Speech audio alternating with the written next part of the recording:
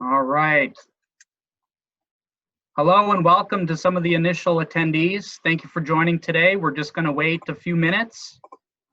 You see the attendee list jumping.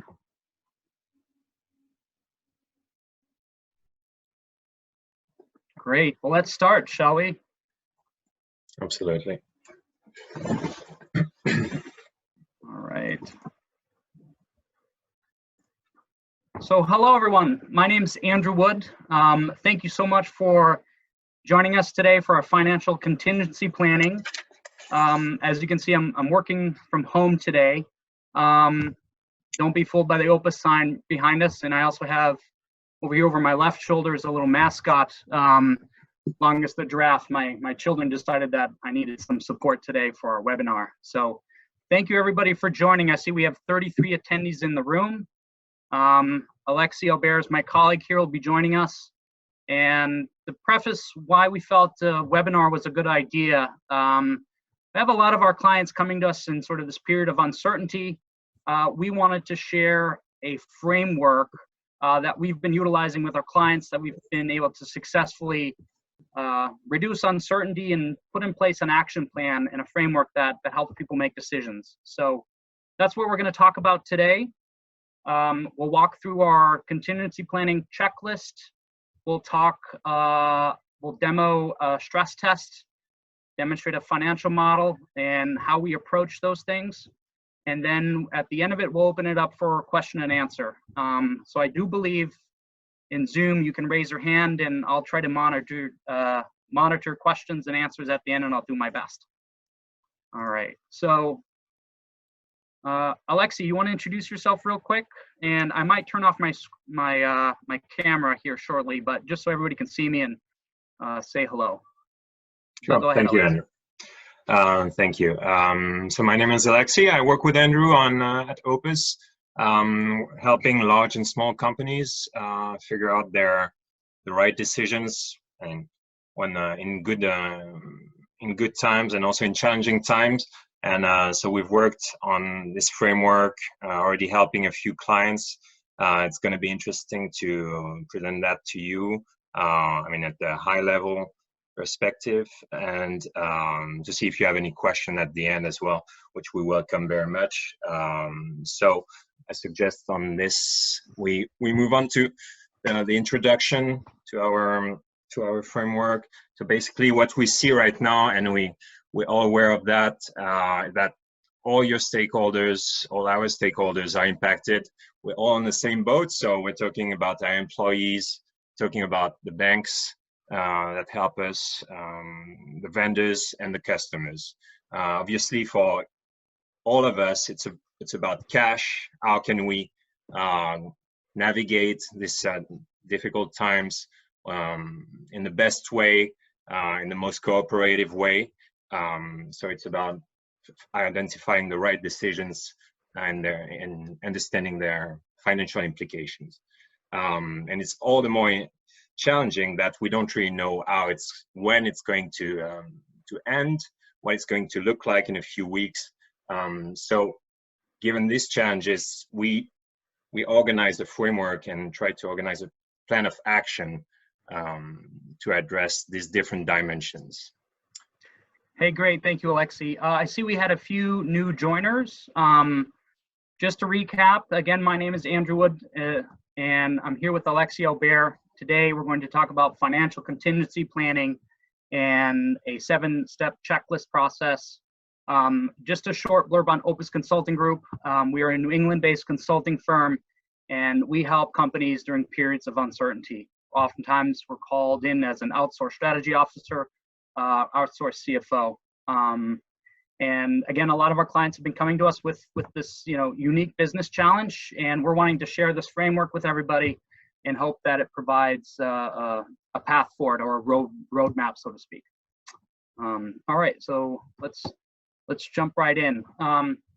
So we recommend structuring your plan to find solutions with each of your stakeholders, right? So what we're looking at here is something that might closely resemble the end result of our contingency checklist plan. So we want to focus on the time horizons. We want to focus on the stakeholders.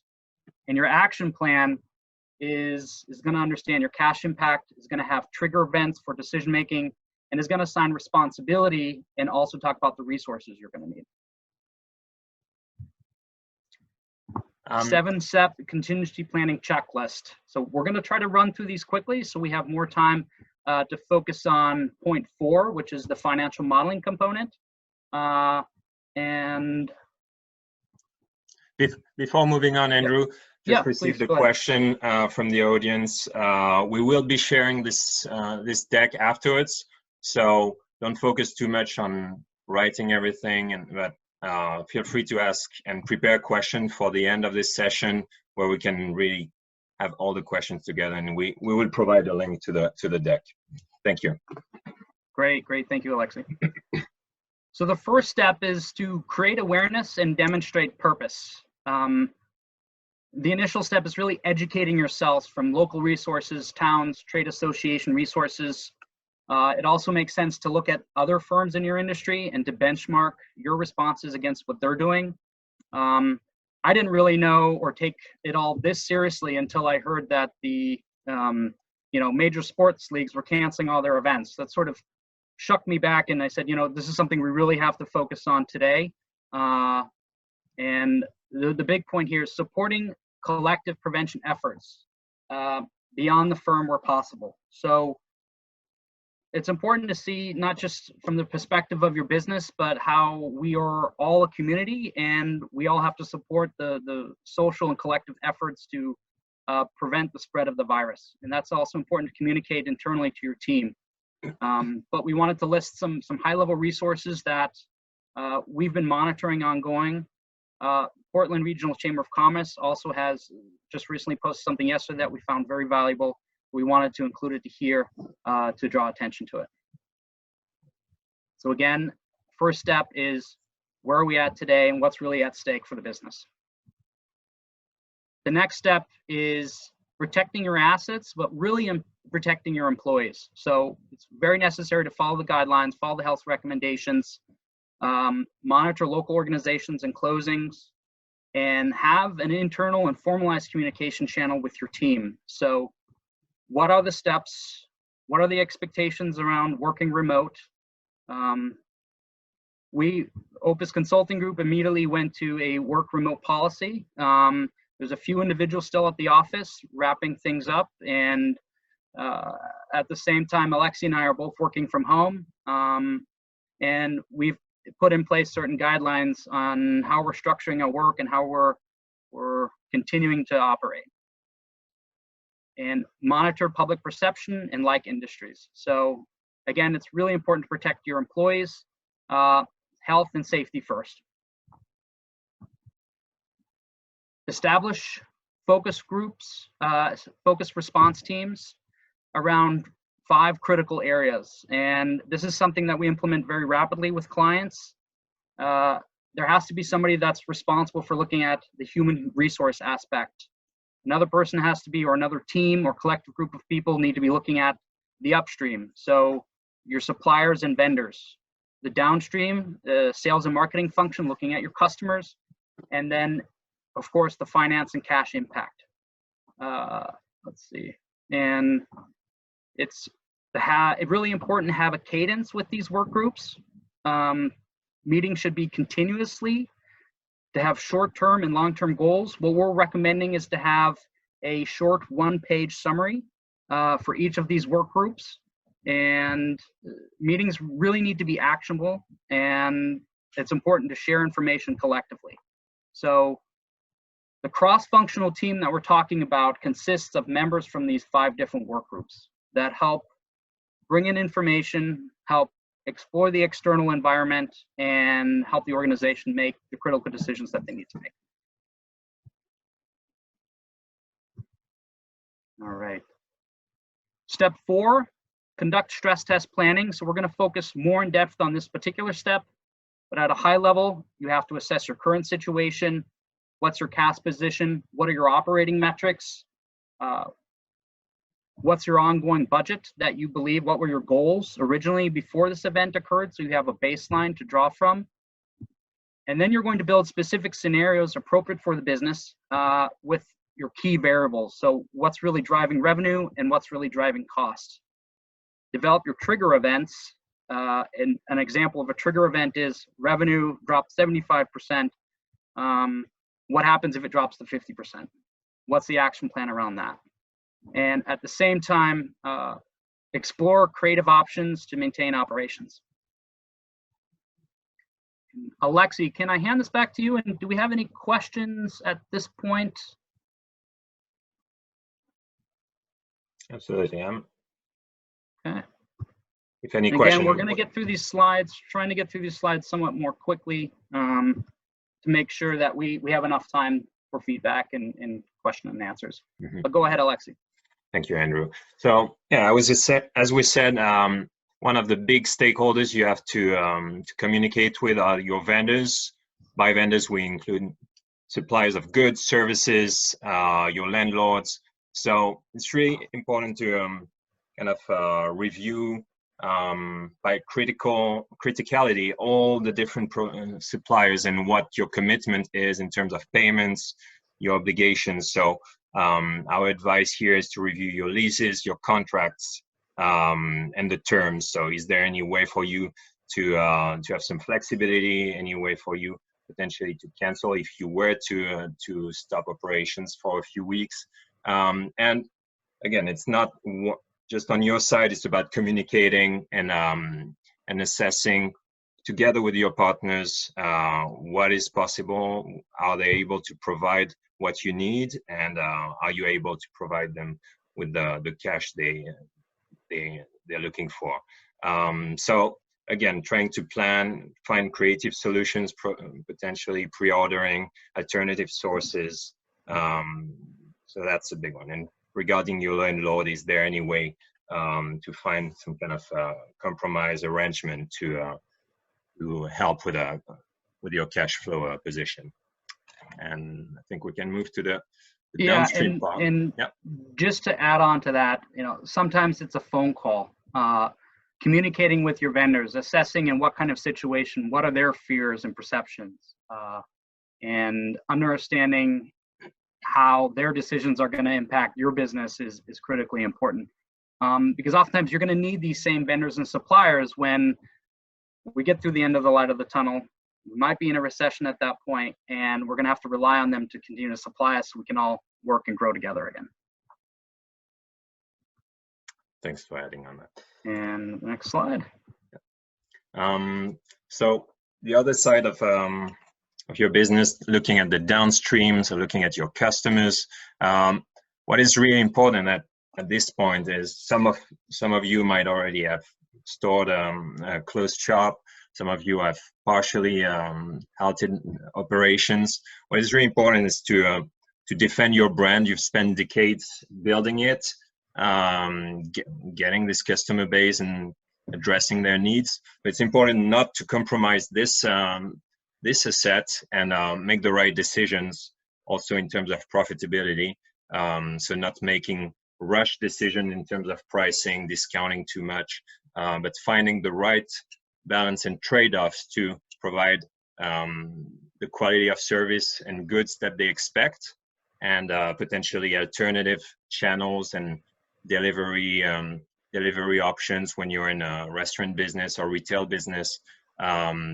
Be creative, trying to be creative to maintain these operations while looking at the profitability, and we'll elaborate on that, which is really key in these times. I just had one example of being creative. The Cincinnati Zoo, every day, I believe at 2 or 3 p.m. is hosting a live podcast where they're featuring a specific animal. This is a great example of how a business or a company is maintaining communication with their customers, and it's a really great opportunity.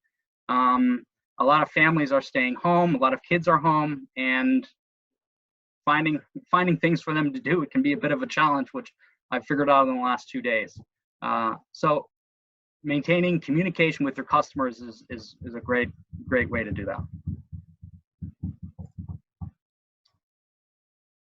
So bringing it all together, developing this cross-functional team, the 5 different work groups, they all have to come together in what we're calling a tabletop exercise meeting. So tabletop exercise meetings are opportunities for everybody to share their ideas. It's important that people can be heard. It's important that information is shared, and that it's a safe environment to ask questions and to force certain topics. This is where the information comes together, and this is where the plan is then created.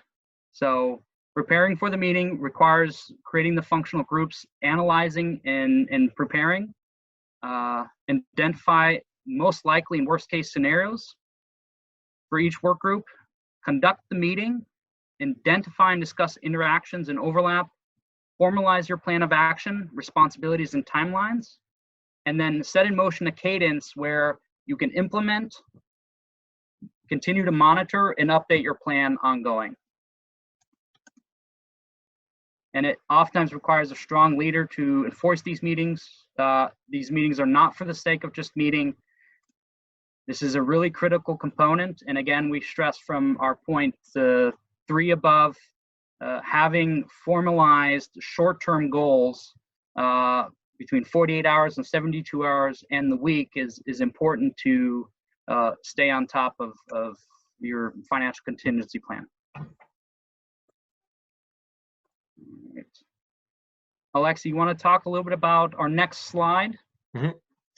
Yeah, so our focus at Opus is really on financial performance and modeling, and so our perspective and focus on this presentation, as the title highlights, is the need to perform financial stress testing and planning. So what does that mean? It means that in highly uncertain times, it's important not to consider one course of likely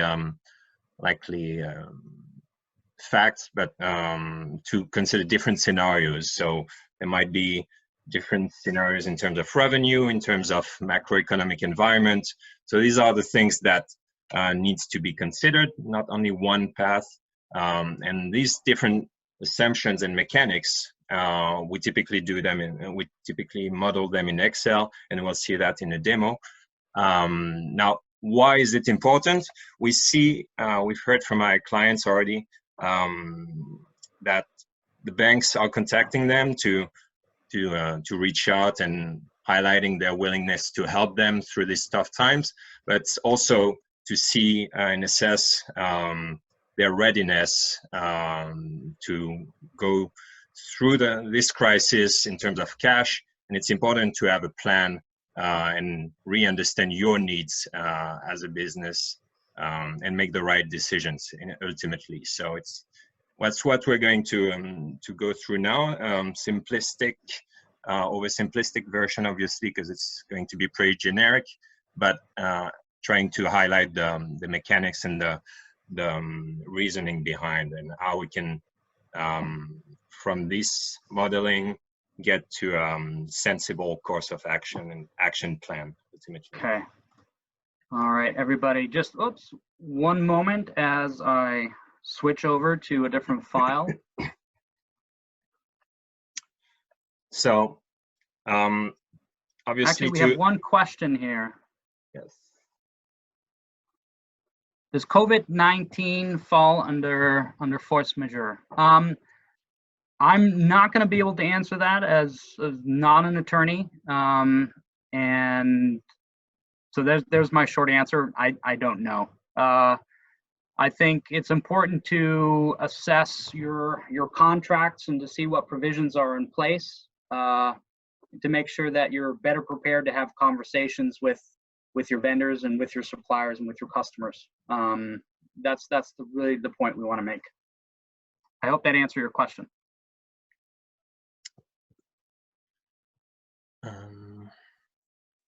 So back on the modeling part. So what we're trying to do is basically to identify the different drivers of cash flow. So without going into too much detail, it's obviously about the revenue, the costs, both variable and fixed, and the financial cost that you may commit it to. and also, and we're not going to cover it in this model, but the potential balance sheet items that you could improve in terms of inventory, accounts payable, accounts receivable. So for the sake of this exercise, we'll focus on the top part, which is the revenue part and the cost projections. Great. And before I flip my screen over, we've developed a generic model for a few reasons. The first one is we don't want people to look at this and think we're providing an opinion of what's going to happen. We are not wanting to have people draw conclusions about what is going to happen in the market or what we think will happen with certain type of businesses. This is intended to help people, sometimes seeing how things are done helps people connect the dots, and that's the purpose for it. Oftentimes these models are custom built for clients. Of course, we have working templates, but they're far too complicated to try to demo in this type of exercise. All right, so I'm going to share a different screen. All right. So Alexi, can you confirm with me that you see my screen? Yep. All right. Very clearly. Okay. So here's the financial model. The first thing I'm going to do is I'm going to preface at a high level everything that's included here, and then we're going to move around the model and demonstrate the different components of it and how a tool like this can be used to develop your strategic plan. So the format here is a 13 weeks or 1 quarter cash flow. It's called a 13 weeks cash flow statement. And I'm going to scroll down here a little bit, and it's organized around cash in this section here, and cash out. There's 3 different sections under the cash out section. The first one is variable costs. Variable costs can be treated as costs that will not occur if you completely shut down operations. Fixed costs are your costs that are going to be there regardless. So even if you close operations, you will still have these costs. And then we have a separate section here, non-operating costs, which includes things like interest and payment on loans. At the bottom here, we have a net cash change. And then at the very bottom here, we have an ending cash balance. So what we've done here, so let's just look at, again, this is a generic. We're not trying to demonstrate what certain industries look like, or please don't make any inferences about the timing of things. We don't have an opinion on how long the pandemic will take or what level of a recession we'll be in after it. So this is just meant as a tool to help people understand how these things are used, and to give people a framework and the tools necessary to create a roadmap. So again, here's the actual cash flow analysis. Again, organized as cash in and cash out. We have 3 separate scenarios in this model. Right now, currently, it's being set to the original budget that we started the year with, which is this gray line. Then we have a best case where revenue will decline, but then we'll have an upswing starting in week 7. And then a base case which follows the same, but it's just not as good. And the worst case is we actually close down, we stop earning any revenue, there's a wind down period, and then there's a sort of shorter, less aggressive uptick in revenue again. And the details, and Alexi, jump in if you catch me on anything here. But each scenario has its own specific assumptions that have been value engineered or should be value engineered in terms of making decisions. So this again is a simplistic version, but the variables we chose here are variable staff costs and direct costs. So variable staff costs could be hourly employees or employees that you can go without and not have to pay, but you can still continue to run operations. Direct costs, which are variable, just to give examples, for a restaurant, it would be food inventory or food items. For a consulting business like ours, it might be a Zoom subscription or industry trade subscriptions that if we closed operations, we could immediately go without those costs. And we have different revenue assumptions and different wind down assumptions around how we're going to fluctuate and adjust our variable staffing and how we're going to adjust our direct costs. So here's these few different scenarios. Yeah, and I would add on Yes, that, go ahead. Andrew, that so each of these scenario, each of these cases is some kind of narrative that you can tell, you can explain to your stakeholders, your banker, okay, this is what I'm gonna, if this happens, this is what I'm gonna do in terms of HR, in terms of buying supplies. If we close shop, this is what I'm going to negotiate with my landlord and so on. And obviously, I mean, we start with the worst case, not because we're most pessimistic, but because we want to plan for the worst cash need, because ultimately it's about the cash requirements and when we expect to either not have enough cash or need to have financing, additional financing, either from internal sources or external sources. Right. So let's run different scenarios. So currently, this is representative of what we thought would happen in the original budget. This is what we thought would happen a month ago. Business generates a nice amount of cash, but what happens if we run now different scenarios? So our best case, we've reduced revenue significantly. We are going to lose cash, but we'll still maintain cash flow positive. There'll be in week 12, we'll have one bumpy spot, and we'll have to figure out ways either to manage that cash shortfall through working capital, negotiating with vendors. There's a whole host of levers that we can push and pull in order to mitigate that.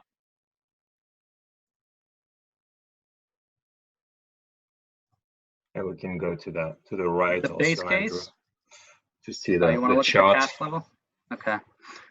Our base case is the case that we feel is the most accurate for our business. So we can see here is we have minimum acceptable level of cash.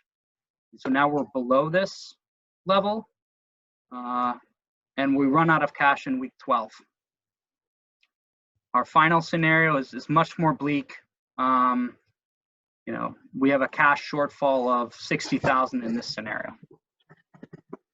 So if we focus on, let's just leave it here at the base case. So if this is the example we feel the most is the strongest point that we have, and we need to provide lenders or stakeholders or partners an update on how we think we're going to weather the storm. This tool will help communicate that message. And just a anecdote on communicating and providing projections. It's just simply human nature to overpromise and to try to demonstrate a happy picture. When you're communicating with partners or specifically with any financial institutions or lenders, it's always better to give bad news early on. And so, you want to do the opposite. You want to under promise and over deliver. So if you're leaving this webinar with anything, it's that message. That's the most important thing. Because as soon as you're behind on your projections in some sense, the banks tend to get nervous. So let's look at this base case. Do you have anything to add, Alexi, before I move on and we kind of value engineer certain items, then we can talk about pushing some levers?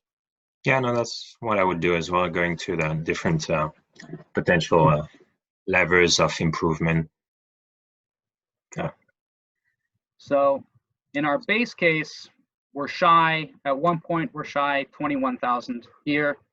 And so what we have to do is we have to find a way to shave out that much money plus having some buffer in case, which we said our minimum acceptable level is 20,000. So how do we go about doing that? There's opportunities in our more detailed section up here to further reduce staff, and that's where you have to meet as a cross-functional team to make sure that it's a realistic assumption that you can make.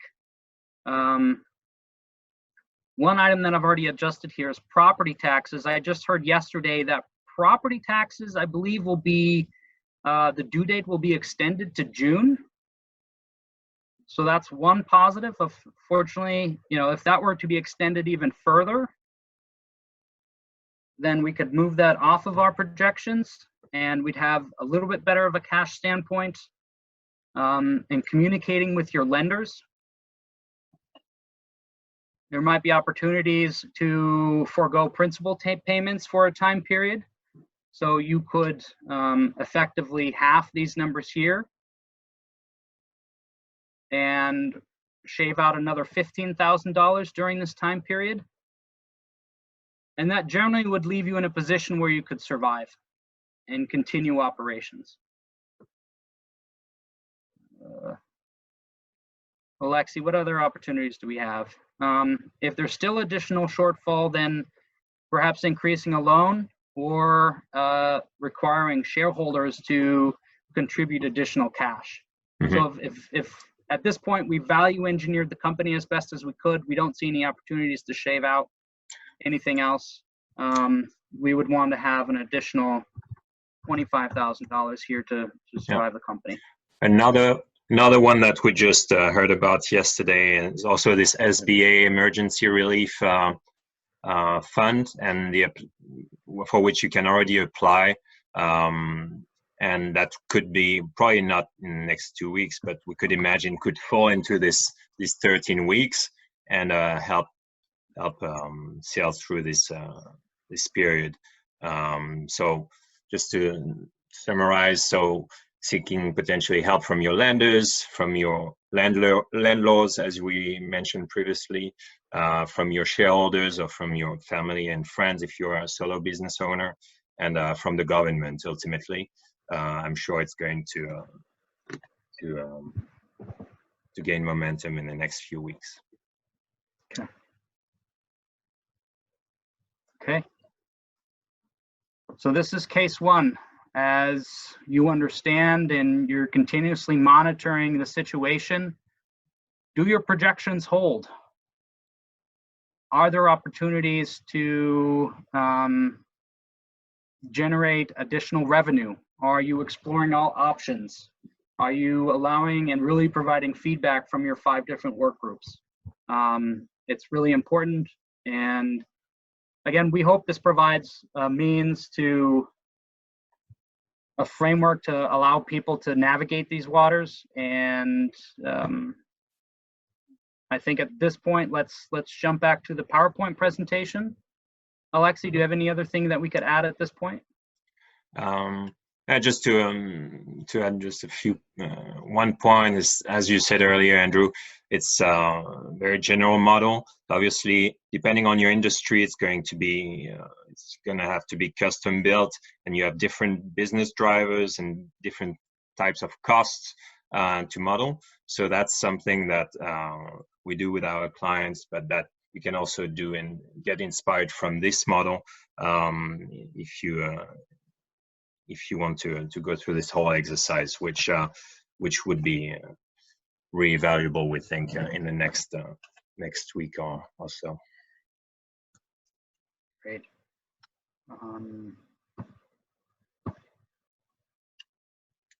I think, yeah, to wrap it up.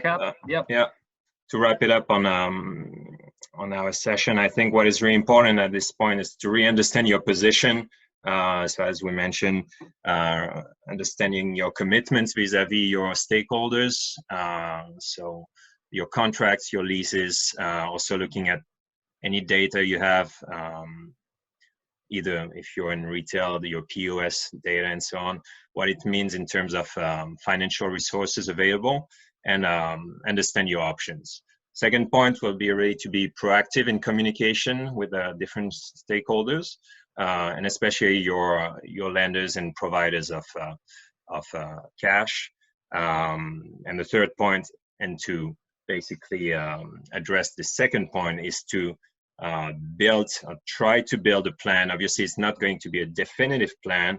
Nobody has one right now, but show initiative and show a structured approach and a willingness to be transparent with your partners, I would say. And this 13-week cash flow is the typical expectation of a lender for businesses that are facing cash flow challenges, and that's what we recommend as well. And I think, yeah, as I mentioned, a big so seeking help early is really important, because as we saw in our short demo, is that it might, in the worst case scenario, you might have only a few weeks of cash available in some situation, and it obviously takes some time to go through that with potential funding options with your lenders or shareholders. So initiating this conversation and negotiation early is decisive.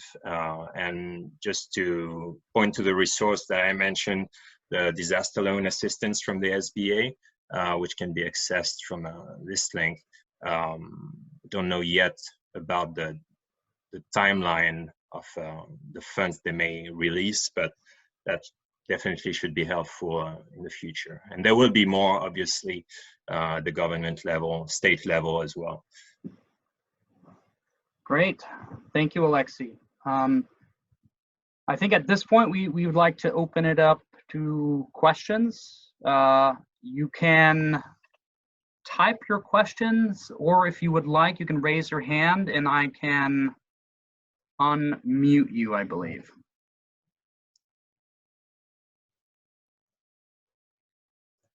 All right.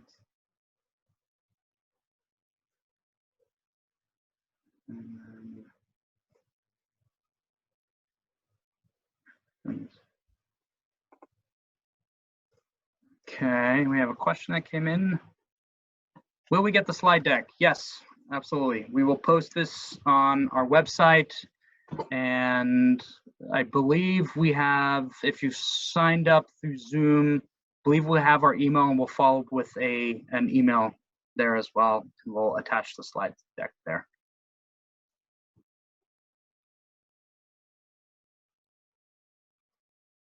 Okay. Okay. All right. Alexia, are there any other things you would like to add? I'm hoping for a few questions here. I believe I'm using it correctly. Open. Okay. Question related, can you please pass on the Excel model as well? We're happy to do that.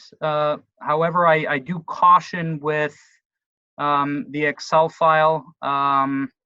It is generic in that sense, but it could serve as a good basis to add additional things. Also, if it helps, I'm happy to set up a brief conversation with you offline, and we could have a quick Zoom call, and maybe I could, once you have the Excel file, be happy to spend a few moments with you to point you in the right direction. Let's see, is there a recommended contingency model available in Excel? Alex, you want to answer that one? Sure. So the general recommended approach is the one we presented. Obviously, it would deserve some more time to explain also the detail. All the details, but I think ultimately there's no one-size-fits-all model. As I mentioned, I mean, each industry is very different. So we would be available to help figuring out what the best ways to model your specific business are, but there's not one single model that will address all your specifics, I would say. Just one thing on financial modeling, just a general comment. oftentimes what happens is once people start modeling something or modeling an opportunity, they start continuously layering in new assumptions to where it becomes so complicated. That's one of the reasons, that's one area that I always caution. When you're doing financial modeling, it's important to keep your calculations simple so other people can understand them. It's important to identify, only a few variables that you want to change.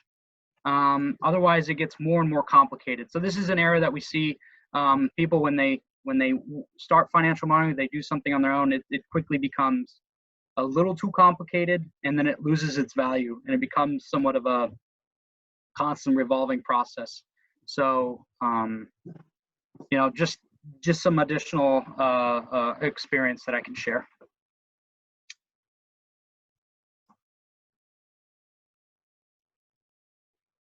Question from Rob Burgess. Are you taking engagements now? Yes, absolutely. We offer everyone an initial consult to ask questions and see how we can help them.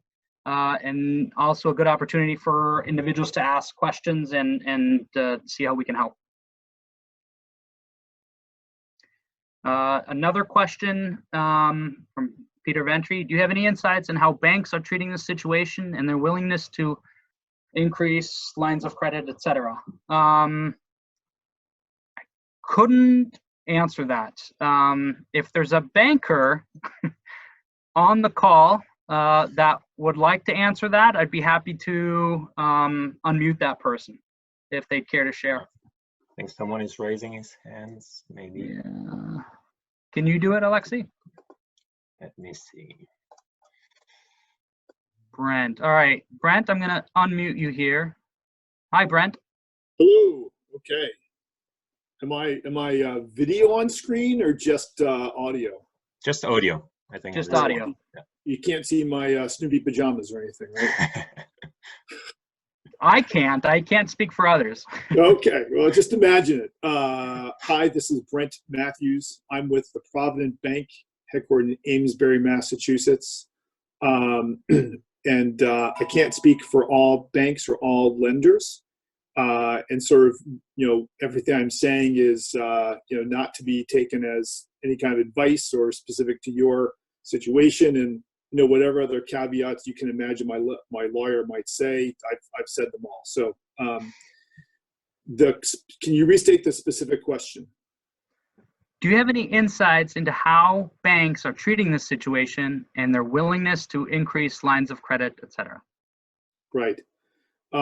So, the headline is the banks should want to be flexible. They should want to be helpful. And what it comes down to at the end of the day is the numbers. So the cash flow statement that you guys provided and sort of summarized, that's absolutely critical. So, I have borrowers, some of whom are on top of it, and I'm going to get exactly that kind of product with the information needed. And I have other customers who, for whom this would be, revolutionary and potentially very, very challenging for them to actually assemble the information requested. So our willingness is going to be determined by the creditworthiness of the borrowers. And it's also going to be determined by how the regulators and the powers that be judge our own creditworthiness. So, a takeaway that you should remember is we all answer to somebody, and your banks are funded by loans from the Fed or the Federal Home Loan Bank or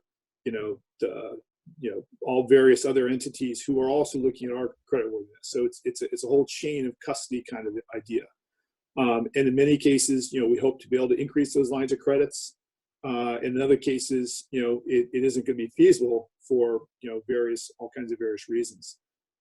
So the best thing to do is what Andrew and Opus have been talking about, and understand your business model, understand where you can generate cash and where you can conserve cash.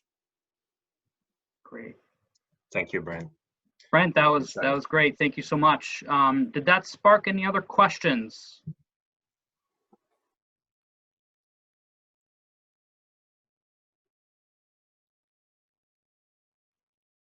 think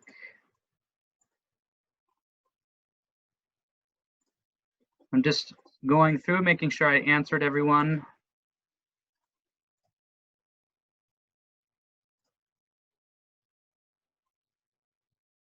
Okay. Brent, I'd like to echo what you said based on the relationships that we've had. Oftentimes banks are your partner. They do want to help, but having a plan in place that they can understand and wrap their head around is really important. And this framework helps do those things and communicate oftentimes, hopefully, the difficult message. Yeah, go ahead. I would also suggest, don't wait to reach out to your bank. Do it today. Call them and say, can we have a quick call to sort of update you on what we're looking at? If you wait to have the beautiful 13-week cash flow put together, it could be another week or another 2 weeks. So call them today just so they know you're thinking about it.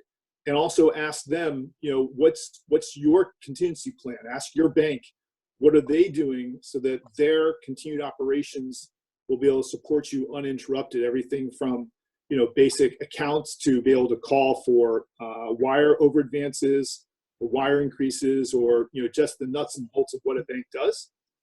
You want to have confidence that they also have been planning ahead and are able to meet your needs just like any of your other vendors and partners. Great, Brent, thank you so much. That was excellent. Thank you. I think we have another question about, is there any resources about a projected recovery time? I think it's really tough at this point to point to any resources.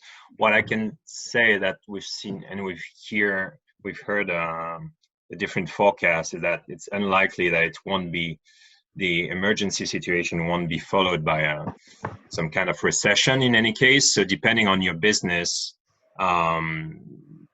it's going to be impacted in different ways, but it's hard at this point to be specific in terms of timeline. Hence the need to really prepare for different scenarios, different time horizons. So prepare for the most urgent things and then plan in the longer term. So, and also when we highlight 13 weeks, which is useful to discuss with your lenders and stakeholders, it doesn't exclude having a longer vision and if how you see yourself in a year or so, if it were a longer term crisis, I would say. But yeah, I think it's happened very, very, very, very quickly. As I said, I wasn't really paying too much attention to this until I heard that all major sports leagues had stopped all their games, and things happened very rapidly. At the same time, I want to be positive, but I don't have any direct resources that I think are a good indicator. I think the ones that we listed, the CDC, and primary government official sources, I think are the place to go. Because I think we've just never experienced this, and I think people are figuring it out along the way, almost, sad to say. But did that answer a question, Andrew?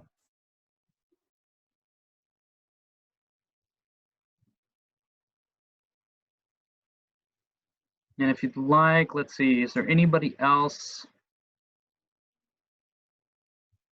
that would like to speak or have anything to say? I'm still happy to allow dialogue to happen. I think it was Brent, again, thank you for adding your comments.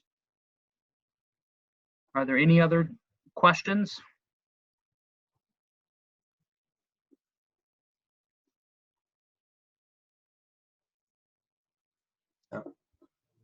Okay. Oh, great. Thank you. Let's see. I saw someone raise their hands. Rob, was that you?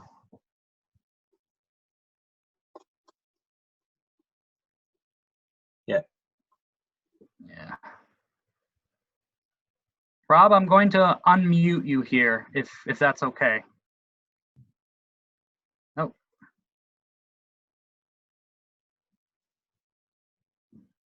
Can you hear me now? I can hear you now, Yes. Rob. Thank you. Great. Yeah, no, I thought what Brent said was right on, and I would add that people first turn to the bank looking for, what can the bank do? What kind of adjustments can be made? Legitimate questions, but I think we would like to see kind of a holistic approach and looking at some of the other critical parties that you've identified, such as landlords and other vendors, to see that people are approaching this kind of holistically, and the bank would be part of it. But I think it would be unrealistic to expect the bank to be the sole solution. So I would just encourage customers as they develop these models to do it as you've suggested, and look at the full range of stakeholders they interact with and seeing what they can piece together by way of some kind of financial relief. Mm-hmm. Great. Rob, thank you. Are there any other comments people wish to share? And again, just some closing statements from me. We appreciate everybody attending the webinar. We hope that this provides people with a framework or with a roadmap and action plan. We are available for follow-on discussion and calls for people to ask additional questions. Opus Consulting Group is fully committed to, help support the pandemic efforts, and thank you, everyone. And we'll be following up with the slide, the Excel file, and our contact information. And Alexi, you want to? No, nothing to add at this point. Okay. Yeah, we will be providing a link to schedule any first consult, and if you want to talk about more private challenges for your business, so we will be available for that. So feel free to schedule that, and we look forward to discussing that with you. And we might, based on, if you have any feedback also on topics you would like to see addressed in the future, feel free to suggest a topic, and we might organize another webinar in the same form in the near future that could address additional questions. Great.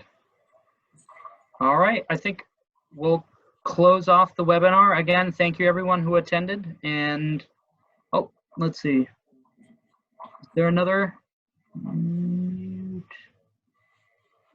Rob, did you have anything else to add? No, I'm good. Thank you. Okay. All right. Thank you. All right. Again, thank you, everyone. Have a nice day, and stay safe. Thank you very much, everybody.